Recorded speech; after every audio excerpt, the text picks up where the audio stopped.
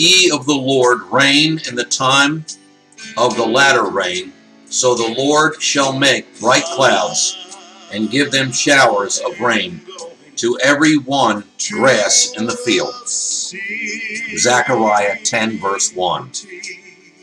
In an agricultural community, the need for rain is well understood. There needs to be rain prior to the sowing of the seed to properly prepare the ground for planting. Rain continues to be a vital part of the growth of the seed as it continues its journey toward fruition. And before the harvest of the mature crop, rain is essential once again.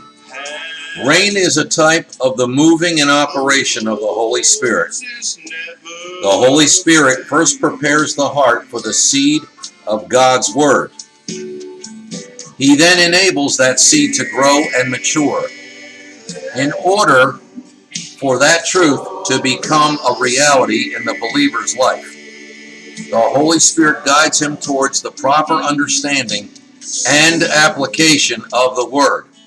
The continual moving of the operation of the Spirit also enables us to realize the greatest possible benefit provided by the Word.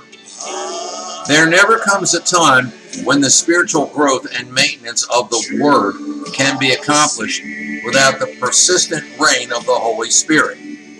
So ask for the rain in your heart, in your mind, and in your soul, throughout every circumstance and every single day.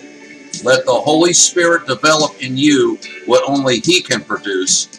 Ask for the rain.